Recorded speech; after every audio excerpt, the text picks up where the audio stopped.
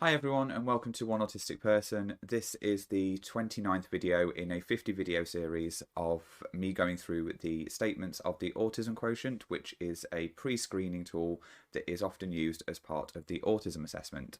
While I was going through the assessment myself, I realised that these statements needed to be looked at as a deficit by the person doing the diagnosis. And what I wanted to do with these videos was try and find benefits and positives from these statements, and also if we can look at what mitigations and adjustments we're putting in place.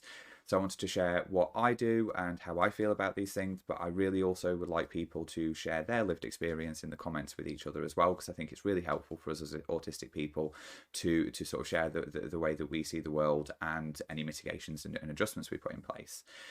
First of all, I just want to mention my hat. I love this hat. I lost it for a few years, but I found it again recently, and it has been snowing and it's absolutely freezing cold, and my heating doesn't seem to be doing anything. So I've put my hat on. So that's the reason why I've got the hat. It's also got this massive pom-pom, which is really good for sort of scrunching and squidging, and really sort of centers me. So just wanted to say that's the reason why I've got this fluffy multicolored hat on. So I'm starting to realise while researching these statements that these videos often take a different turn than I am expecting them to. So many statements that seem to be clear at the beginning of me doing the research, and are often, but they're actually often related to aspects of lived experiences of autism that I haven't sort of picked up on prior to doing that research. So the videos are taking a slightly different turn. I can still do the positives and negatives of it and the mitigations, but it's also adding in a little bit of context of why these things may be happening as well. This statement has really shed some light on an aspect of my life and my journey, probably more so than the other 28 before it, to be honest with you, because I really wasn't aware of this as a condition previously. Because while I was researching how I used to remember numbers, and I'll get to in a second, I'll get to why I'm saying I used to remember phone numbers. I found out about a condition that is often related to autism, called hyperlexia, which I relate quite heavily to. So the statement is, I am not very good at remembering phone numbers, and I've said slightly disagree to this. It is probably more on definitely disagree, but I've said slightly disagree because of the literal part of the question saying I am not I used to not be very good at. So the thing with this is that I think I don't necessarily remember phone numbers now because of the fact I don't need to. I do. There are certain numbers that I do remember. There's 3 or 4 that I sort of do remember and will use, and I do remember telephone numbers if I see them on like an advert or something like that. I'll pick up quite quickly on what they are. Not that I see telephone numbers on adverts very often anymore, and I think that's the thing. I don't see telephone numbers, but I do remember things like figures from work. I remember certain telephone. I've just remembered actually. I do remember certain telephone numbers of things that I might need to ring from a landline phone when I'm in a shop. So I do remember those telephone numbers, like my head office number and things like that. I do remember, and I remember quite quickly. But I would say I'm saying slightly disagree simply because of the fact that just because of the fact I don't use telephone numbers that often anymore. So what we're going to do is I'm going to have a quick look at hyperlexia. I say quick look, it's probably going to be quite long. There is a test to this, which I literally just found when I was going back through the website again. I was so engrossed in looking at what the actual signs of it are and the explanations of it that I missed the fact that there is a test. So what I'm going to do is the same as the monotropism video. I'm going to do a video doing that quiz, but it is a very different quiz to what the other one was, and it's probably going to be a full screen one, and it's the first time I'm going to do that with kind of a voiceover, which is going to be weird for me.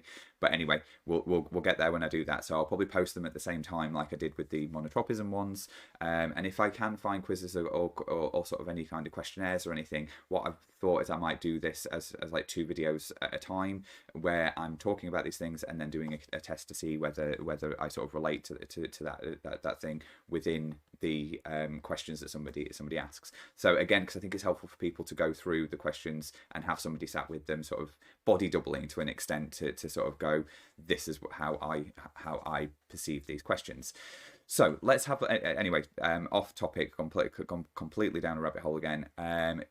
So what I'm going to do now is I'm going to go through some of the signs and the explanations of hyperlexia.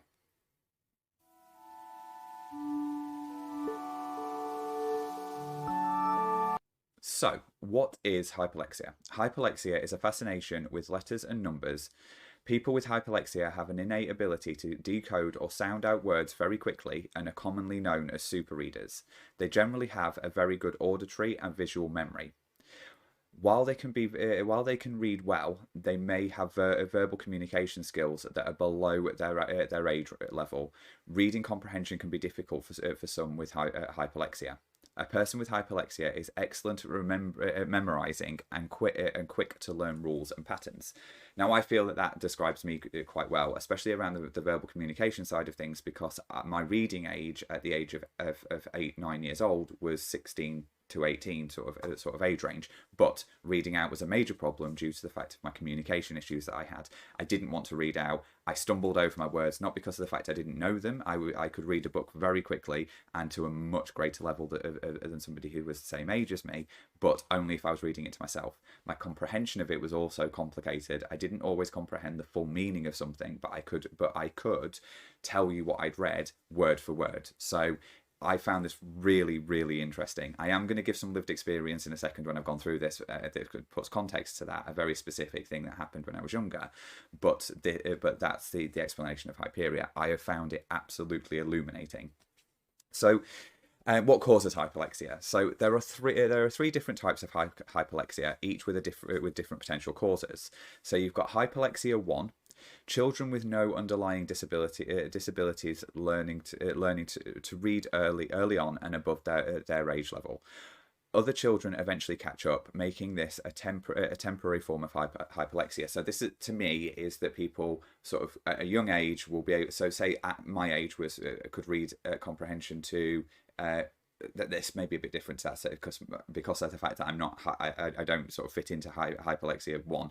So somebody who was sort of like maybe 3 or 4 could read at a 6 or 7 year old's level, but eventually people become 6 or 7 and that comprehension doesn't continue to increase as that child gets older. That's kind of how I've read that.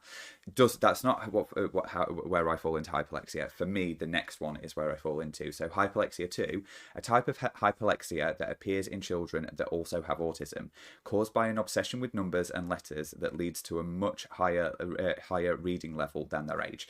Now, I feel I fall into that one.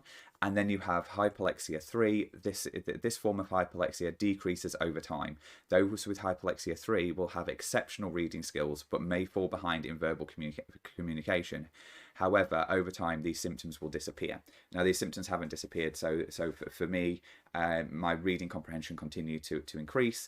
But instead of decreasing over time, my communication issues became more complex. So I feel that I fit very, very snugly into hyperlexia 2.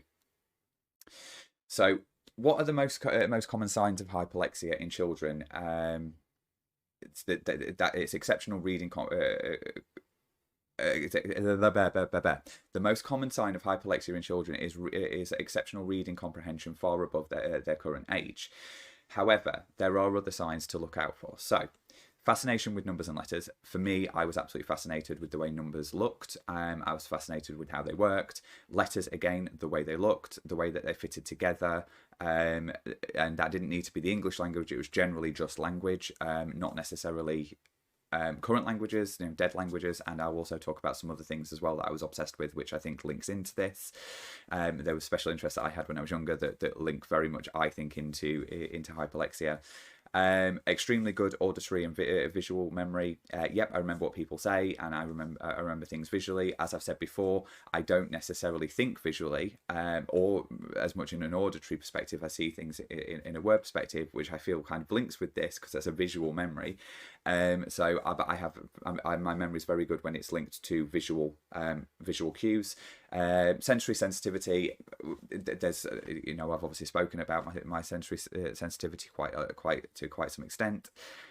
Struggle with verbal communication. Absolutely, I've struggled with verbal communication. Not necessarily to it being extremely that I'm non-verbal, for instance, but it's not about that for me. It's about the fact that I struggled to communicate verbally or did certainly when I was younger, in a way that made much sense to other people. Children with hyperlexia may prefer books to toys and games. that was definitely me as a kid. I definitely preferred books and word repetition. So I definitely have done this throughout my life. I've definitely spent a lot of time repeating what people say. I do have echolalia, which was much stronger when I was younger than it is now, but I do still have echolalia, but it was something that was extreme when I was younger, and we'll look at echolalia in a little bit as well, around what echolalia is and how I feel it's intrinsically linked for me for my hyperlexia. I keep wanting to say a Hyperia, which is a roller coaster in Thorpe Park. It just, my brain keeps going to Hyperia. So if at any point during this video I call hyperlexia Hyperia, I apologise, but it is linked to a special interest for me. So there's an addendum that's put in here. It's important to understand that not all people with hyperlexia have autism and vice versa. It's vital to be diagnosed by a professional, as hyperlexia 2 and 3 both have similar symptoms. Only hyperlexia 2 is present with those with autism, which is interesting that obviously I don't have a formal diagnosis of this, but it's the one that I relate to the most. So it's interesting that as somebody who is autistic, that I related to that to hyperlexia 3 before I even really picked up on the reason why. So what I'm going to do now is I'm going to link this, like I say, to my lived experience and explain why I think that I have hyperlexia, and then we'll look at the fact that I feel it's also linked to another thing that I have, and something that was certainly stronger when I was younger, which is echolalia. So let's have a look at my lived experience.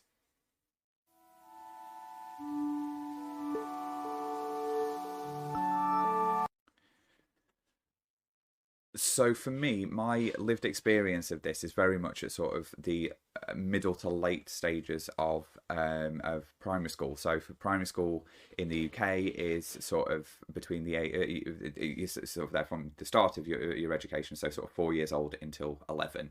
It kind of covers infants and juniors, I think it used to be called, and there's a lot of complexity to it. But I'm talking sort of from the age of 6 to the age of 11. This is where I sort of where I feel that I can link this back to quite easily. And so when I was about 7 or 8 years old, my teacher was really concerned about my reading. So because I wouldn't read out, and I wouldn't read the books that they were telling me to read. Now, the reason why I now know why that was, I didn't explain to them why it was. I just said I didn't want to. And it was because I found them boring. The books didn't, in my view, give me any, they gave me nothing from them. There was no interest for them. They were repetitive. They were a little bit like, if you've ever seen Red Dwarf, it makes me, it's always, one of the bits that's always really made me laugh is when Lister is reading a book by sniffing it, because it's a cat that's created it, or a anthropomorphized version of a cat in the future that's evolved from a cat into a humanoid type person. Going down a massive rabbit hole again. But anyway, he's sniffing it and he says, a ball, a big red ball. And it's, for me, that's how the reading was within primary school, that it was repetitive and parrot fashion, and I already knew everything that I needed to know. The concern was I was reading Goosebumps books, and they weren't happy about it because they felt that they were above my age range for the sort of content that was in it, because they were sort of horror based. They weren't. But also that it was an American that was writing it, so it was Americanized English. I'm not sure where the big problem was there. As much as I have a very strong feeling that we have different languages, but they are so close to each other. They're the same words. It really doesn't matter. And I was able to make, in my head, it was like, well, I know that realize here is spelled with an S. In America, it's spelled with a Z. And I knew that at sort of 8, 9 years old. I didn't need to read it with an S to understand the fact that there were 2 ways of spelling it. Anyway, so, but I'd read, but then I wouldn't read it out. So people thought that I couldn't read. And this includes to my mum, and that I wasn't really reading it. Now, and I was reading books, obviously, that my mum didn't necessarily want to read. So it wasn't like she'd read the book and then could go tell me about it. So what she did, because the teachers were showing a huge amount of concern around this, and they were saying, I have to read the books. Under no circumstances can I read the books that I want to read, which now I find absolutely abhorrent, that they're saying to me that I can't read books that are above my reading age, because of the fact they didn't fit into what they wanted. So what my mum did was I read a book. I'd already read all of the Goosebumps books that I had them. So she read one and then said, can you tell me what it was? And I told her the story, not word for word. Obviously, I don't have an eidetic memory, so it wasn't word for word, but it was pretty much word for word throughout, sort of telling the story of what it was. that I gave exactly how it was, and this was not straight after I'd read it. I remembered it, and she said I could basically do that from every book. I could give you a complete and full synopsis of everything that happened in these books. So she spoke to my teacher and said, "Look, he is definitely reading. He's told me, I've read this book. He's told me word for word pretty much what it says." And the teacher said, basically, it doesn't matter. He needs to read what we're telling him to read. And my mum did massively argued this back and said, "Well, he's reading, so as far as I'm concerned, he can read. It's not a problem. He has an issue with reading out. He won't read out. He won't even read out at home. He's not going to read out, and he won't read out here." And eventually it meant that I got somebody, I think it would have been probably somebody who would now be an SEN, or probably back then was called an SEN teacher. So somebody who was a special education needs person, who spent some time with me, and eventually she got me to, she did the same thing. And she was clear to the teacher. She said, "He has read this book. I've read the book, and I know that he's read this book. He is very sort of narrow-minded on the fact that he only wants to read Goosebumps books, and that's all I would read is Goosebumps books. But I'd read Goosebumps books, but I'd also read reference books and stuff like that as well. So things to do with tornadoes, things to do with geology, things to do with space. I would read those things. But I think people thought I was just looking at the pictures and figuring things out. Whereas Goosebumps books, they are just written word. There's no pictures to be able to put context to, apart from a front picture. But you can't put all the context into a fantasy sort of book from a picture on the front of it. It's not going to give you full context. So she said he's definitely doing that, but she eventually got me to read out a few paragraphs of a book, and that's when I was told that my reading age was actually 16 to 18. My mum said that my teacher was extremely red-faced in that situation because she was adamant that I couldn't read. She was adamant that I couldn't and wouldn't read, but I was able to do it. The thing that came out of it was that I struggled to be able to read out loud. I still have that problem now. It's not about the fact that I can't read. I can read a book really quickly, and but what I can't do is read something out, because I continually stumble over myself thinking that I'm going to say it wrong, or that I'm going to seem stupid as I'm doing it, and that kind of comes from social anxiety. And I think that's where it's all linked for me. And is that social anxiety is a huge problem for me, and sensory issues are a problem for me. So that's the reason why reading out is a bit of a problem for me.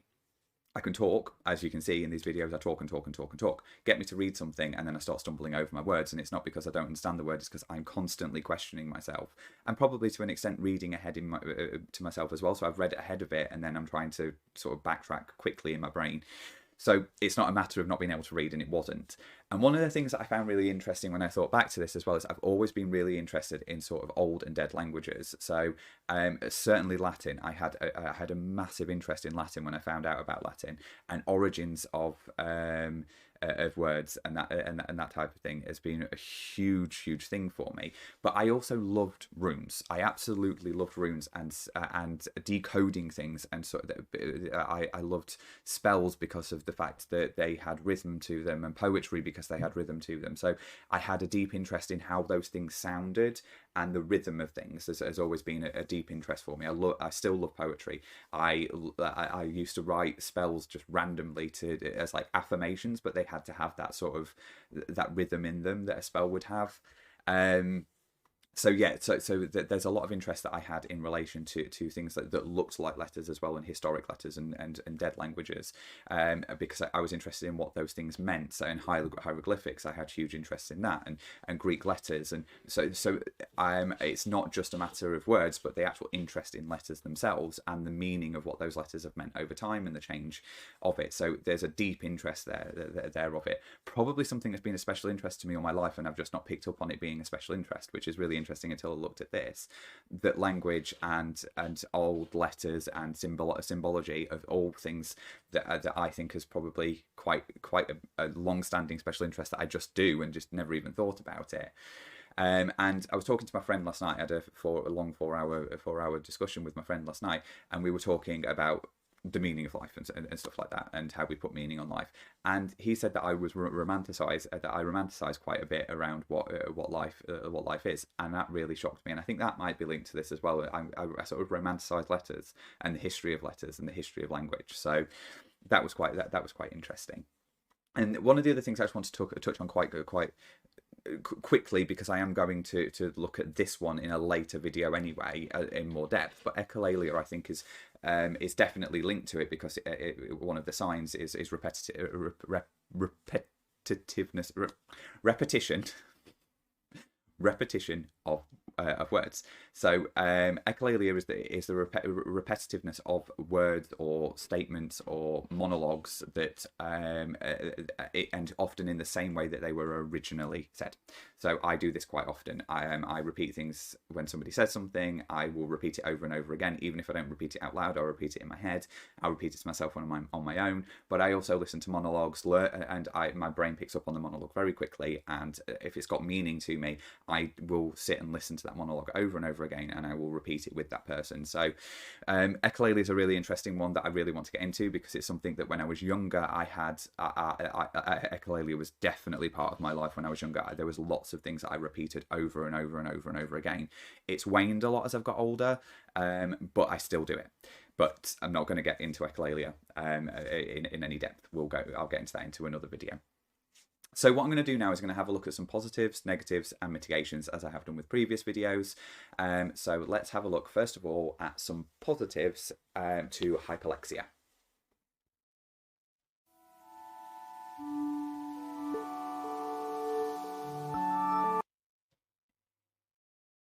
So as you can see, the hat's come off. I've had major issues with my camera. It just keeps stopping working, which is causing a huge meltdown for me at the moment. So there's nothing like having a bit of a meltdown for the hat to suddenly make me feel extremely hot. So this is the 4th time I'm actually going to be looking at the positives for this. So let's have a look at the positives. So we are able to remember numbers, words, and passages easily, which is quite an obvious one.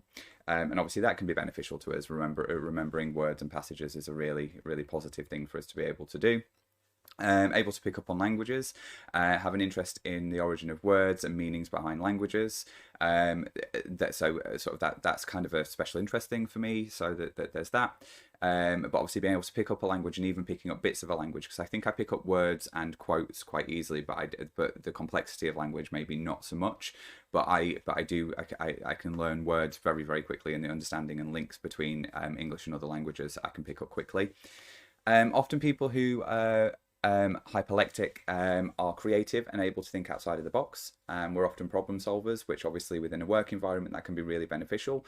I talk about it a lot, about me thinking outside of the box and thinking about things differently, and I think that now I can see that's linked to hyperlexia, and I can see why. I can see why you see language differently, see numbers differently, therefore you are going to see the world differently. Often able to see numbers differently and therefore able to drive change and but by analysing figures and data easily. So there is that, and also the complexities of language and seeing language in different ways can also mean that we can maybe see a way through things differently, and also have very good auditory and visual memory. So as long as we have things said to us and visualized to us, then we are able to remember things quite quickly. So they're all really positive things. They're positive things within hyperlexia. So now let's have a look at some of the negatives of hyperlexia.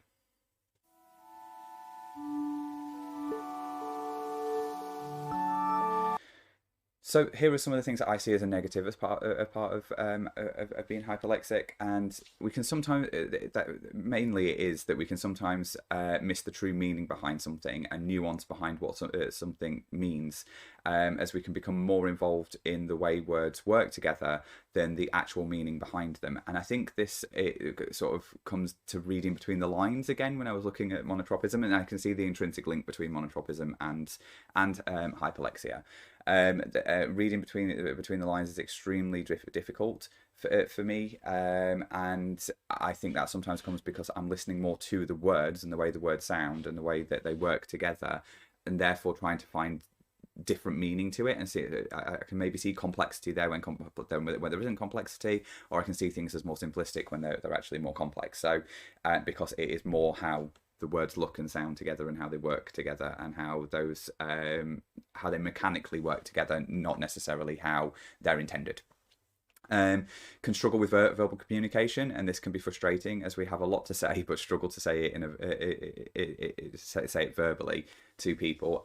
So yeah, so I quite often will write lots and have lots written down, but actually communicating it verbally, and I do sometimes find it in these videos, is I will write lots down and I'm not going to be able to fit all of that into a video, and am I going to be able to say it in a way that people understand, and the way that people, when I say understand, I mean me, it's a me problem, that not that somebody can't understand what I'm saying, but maybe I'm not, how am I going to explain it? Am I going to explain it in this really nuanced, my way of thinking, that's not going to then be picked up on somebody and it doesn't have the end result? And I do find that in a work environment sometimes, that sometimes I say something and people haven't picked up on my true meaning of it, and yes, so that can be complex. And the other thing as well, it can exasperate sensory sensitivity.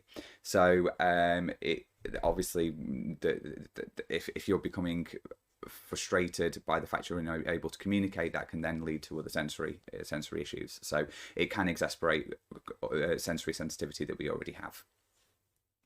So let's have a look at the mitigations and adjustments that I feel that I can put in place, and like I say, share these with you as I do with all these videos in relation to hyperlexia.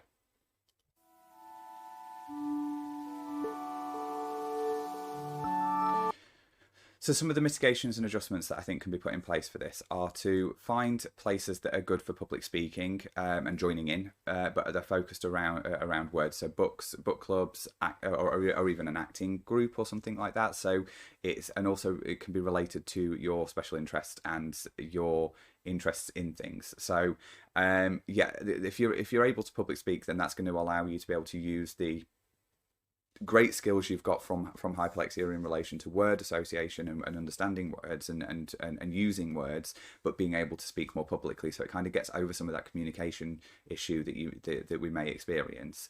Participate in social interactions when we feel we're able to do so, focusing on the back and forth of conversation. And sort of allowing yourself to listen more to what people are saying, which I've kind of covered in other videos as well. Writing can be helpful, as it makes us consider the meaning behind written words in more depth, and what context and intention may be behind sentences and statements. So writing makes you reverse engineer the way that words work, so you're not just taking them at face value, not just taking them at what you see. You're having to think about what people, especially if you're talking about dialogue, so if you're putting something in a dialogue or in a thought process when you're writing it as somebody's internal dialogue, then it means that we sort of will look at it from maybe a meanings perspective, and that may make it so that we're able to connect meaning to words a little bit more and statements. Managing and responding appropriately to any sensory stimuli that presents itself to ensure we are regulated. That's just a day-to-day thing, I think, for people who are autistic, but I just wanted to throw that one in there.